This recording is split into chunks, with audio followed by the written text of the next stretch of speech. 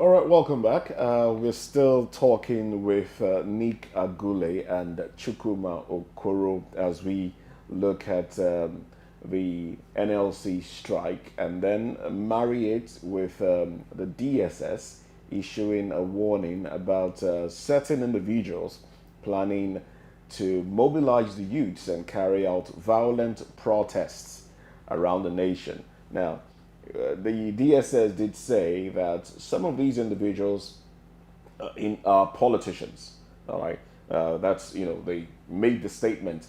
Now, I believe I still have the gentleman with me, Nika Gule and Chukuma Okoro. Yes, I'm in. All right, thank you very much Yes, for I'm staying here. with us. Now, let me ask Nick this question very quickly. The DSS making that statement. I know we've talked about this earlier, but hey, let's zero in on it now. Now, why do you think the DSS did not mention the names of those that are planning this? Wouldn't that be a deterrent, actually, if they had gone ahead to mention names, as against just saying we know them and we are watching them? Thank you very much for that question. Before we went on the break, you started to ask me Oh, yes. Oh, what my yes. rating of the DSS, and I say that my rating of the DSS is very poor. We have discussed this thing before. Very, very poor. This is an agency that doesn't seem to know their left from their right, and my co-panelists started to talk about what the core mandate of the DSS should be and what they actually come out to be. The conduct of the DSS in Nigeria is laughable. They come out looking very timid. They don't even seem to understand what their remit is. They have no, in fact, the way they come out, instead of helping to stabilize the security of the country, they actually come to throw petrol on the fire, cause tension. They just run their mouth very loosely without putting any thought into what they are saying. Like my said, and I mean, this is not the first time the DSS has been doing this kind of thing. This is actually has become their stalking thread. The last one they say was in the run up to the inauguration, where they say they have uncovered plots to destabilize the inauguration, yet they couldn't come up with a single arrest.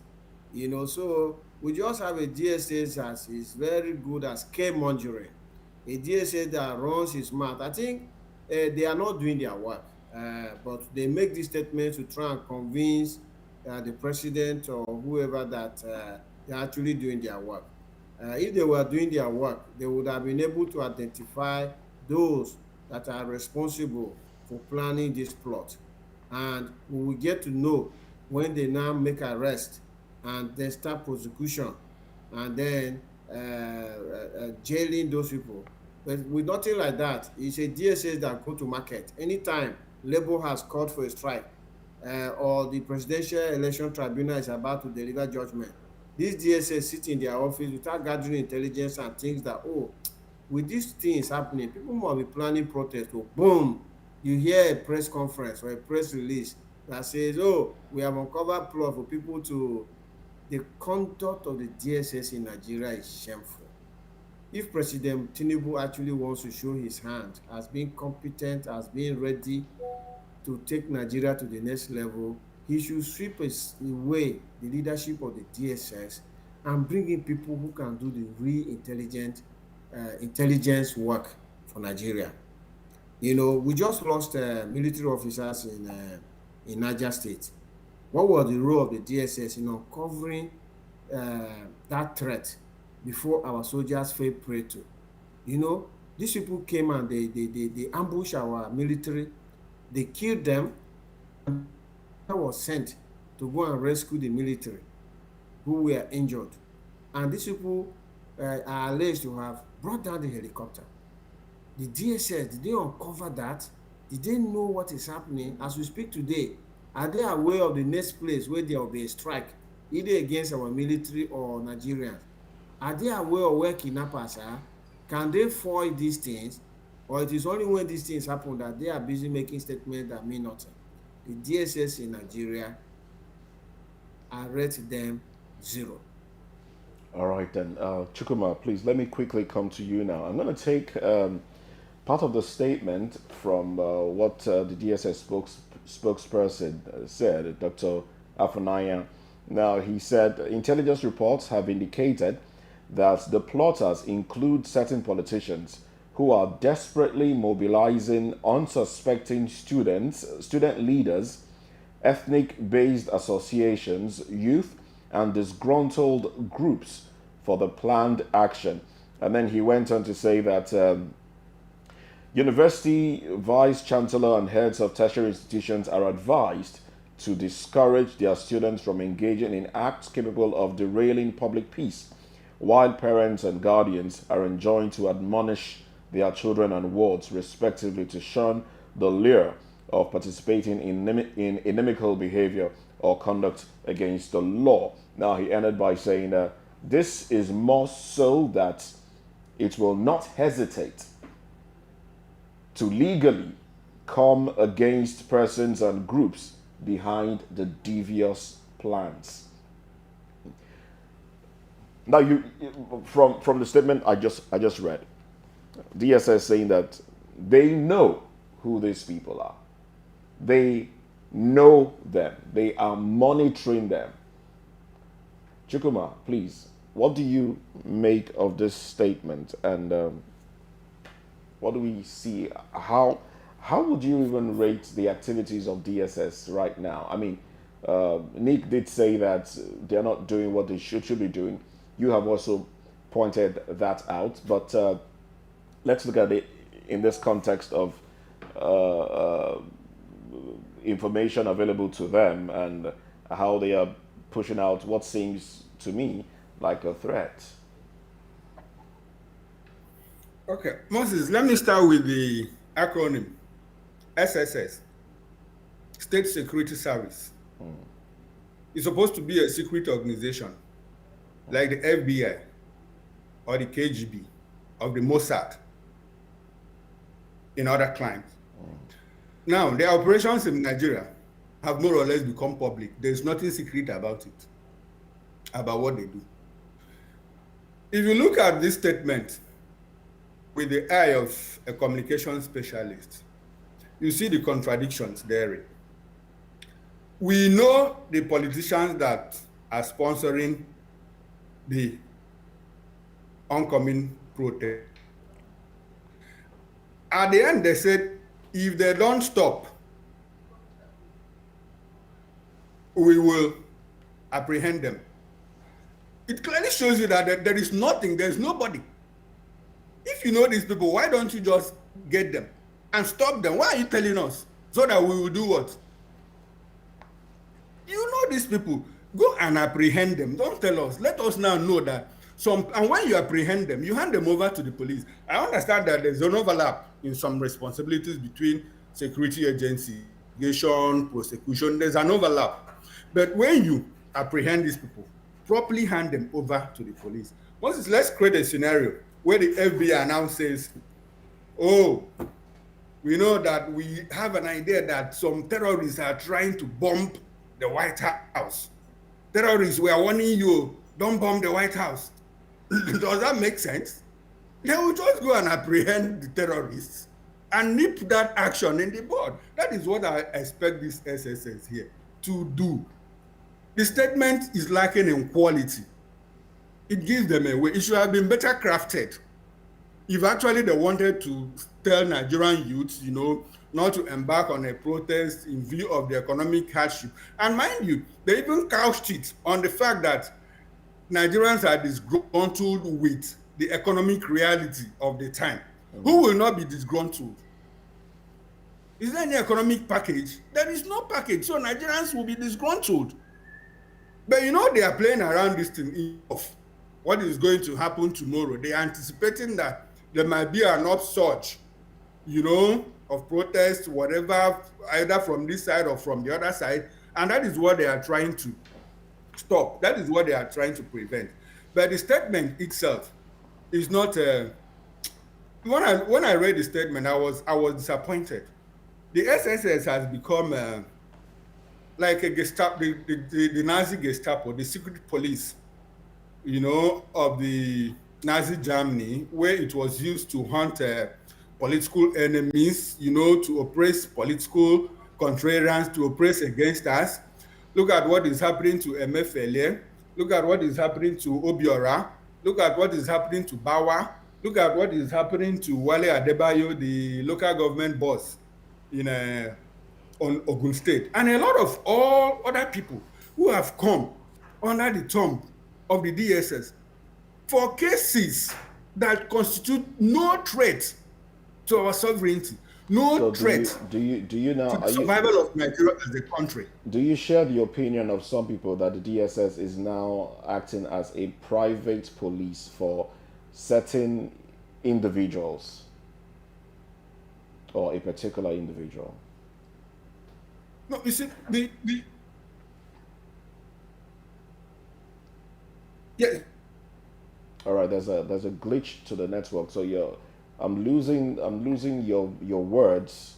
Can't hear you clearly. I can hear you loud and clear. Okay, I can hear you better now. I can hear you loud and clear. Go ahead, please. Okay. I said the core mandate of the SS is to detect, investigate, and neutralize clear and present threats to the security of Nigeria.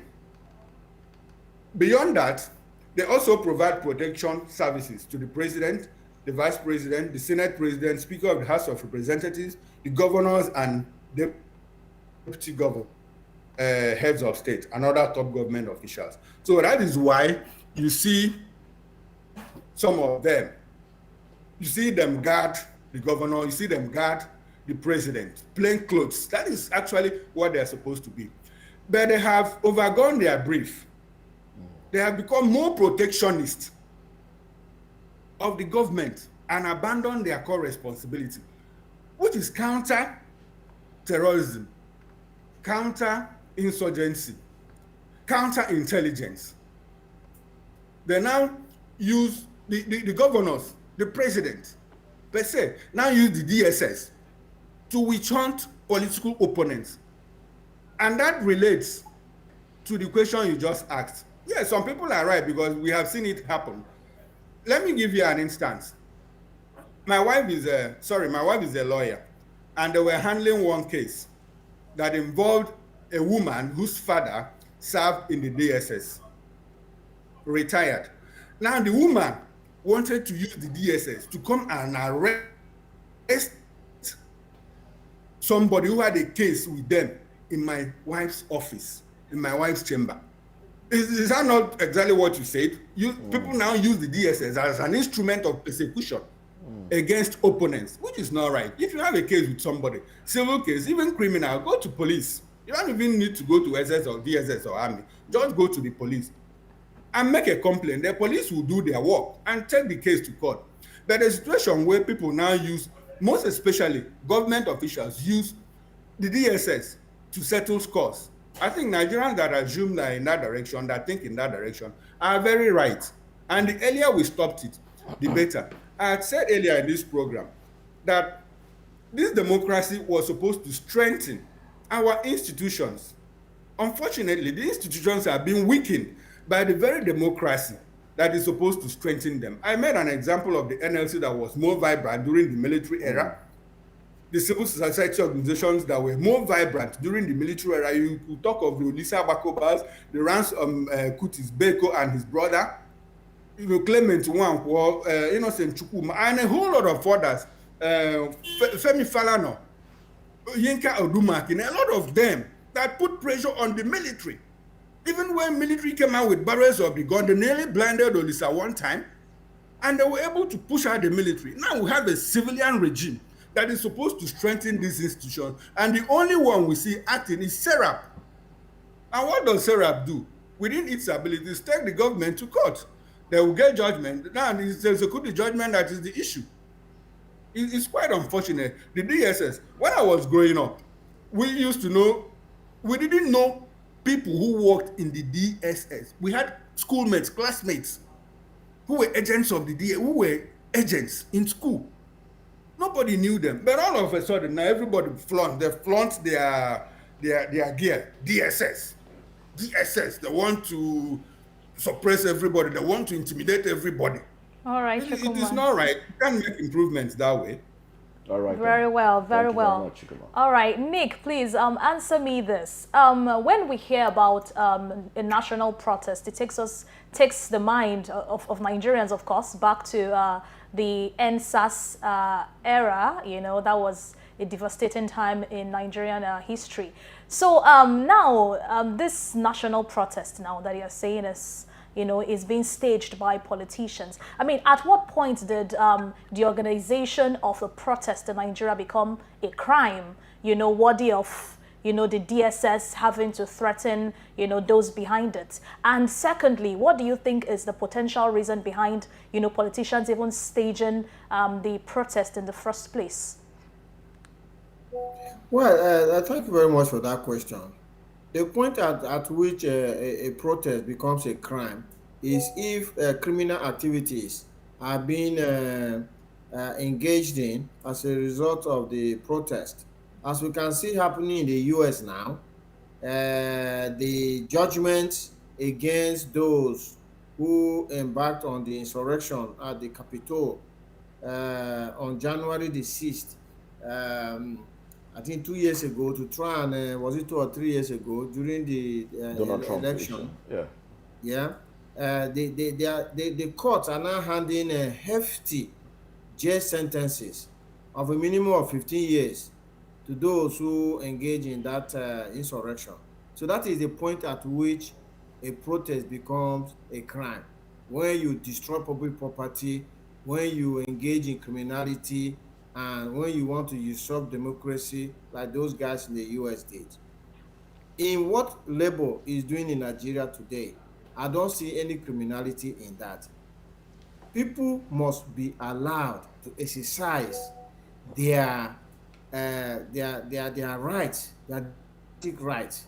And our constitution guarantees us freedom of association and gives us that power to protest. We cannot build a democracy if people's voices cannot be heard, if we are carrying on in gangsterism manner, as if we're in the military.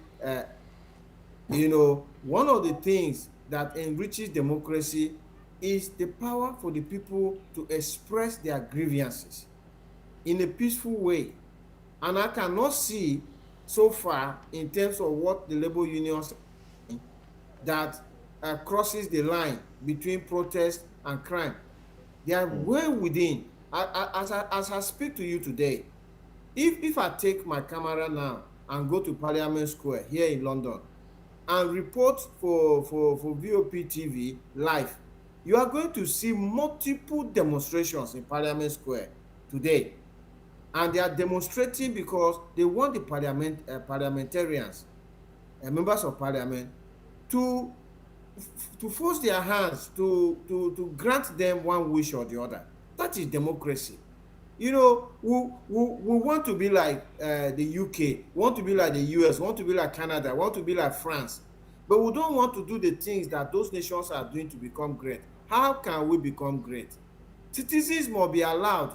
You know, like I always tell people, leaders elsewhere, like here in the UK where I'm speaking to you from now, you find that the leaders are not delivering bad governance because they are afraid of the people.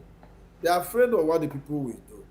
You know, and a situation where the people aren't being allowed to express their grievances, how can we call that a democracy? That's not a democracy. So the Tinubu government came on with a lot of promise, but they are just carrying on as previous government before them. I think now that they have a cabinet, all right, then. They really need to sit down and have a proper cohesion and policy direction for their government. All right, as we drop anchor now, I'd like to ask you for your final thoughts, if you have any. Nick? Yeah, so my final thoughts are that our labor unions should continue with their strike action until they force the hands of government to do the right thing. Right now, the government of Nigeria is not doing the right thing. All right, then. Chukuma, please, can I get your final thoughts as well? Yes, yes, the labor should, as a matter of responsibility, go on with the strike. Go on with the strike. If they're able to sustain it over time, they should become more vibrant. They should be more formulative and not just going on strike for the sake of going on strike. Strike is a valid instrument. It's a legal instrument of protest. So long as it doesn't turn into violence, it is acceptable. Is a means through which people, the labor, can express their opinions and make contributions to governance. And for the DSS, I'll ask DSS to more like concentrate on their core responsibilities, which is counterintelligence, counter-terrorism, yes, and make sure that they protect the country, the security of the country, and not just to protect the president and his families and their political office holders. That is not their core responsibility. Their core responsibility is to the Federal Republic of Nigeria and not to individuals. All right, then. Thank you very much, Chukwuma Okoro and Nick Agule, both social affairs commentator. Now let's go over to some business stories now. We hear that member groups of the organized private sector of Nigeria have told the president to seize the occasion of the G20 summit holding in India to woo foreign investors to the country. Now, this came as leaders from the group of 20, that's G20 economies, meet in India's capital this week to find solution to some of the world's pressing problems. Now, the OPS, in separate interviews, disclosed that Bola Ahmed Tinubu must take advantage of the G20 platform to sell investment opportunities in Nigeria to the international community.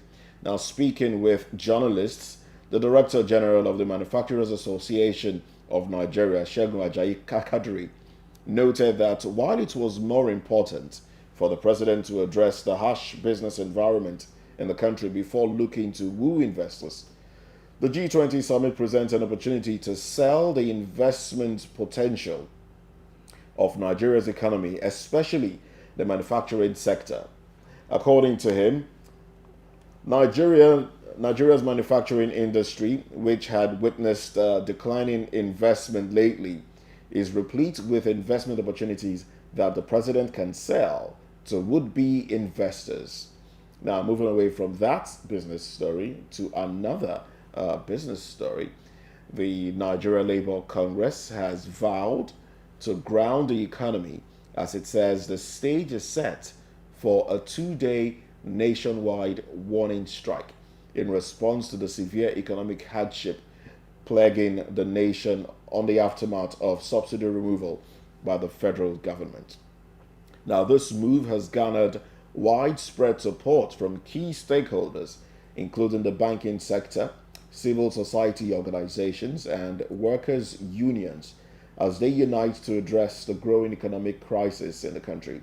The National Union of Banks, Insurance and Financial Institutions Employees, that's the umbrella organization representing workers in the banking and insurance industry, yesterday, being Monday, vowed to take part in the strike, effectively shutting down financial activities across Nigeria.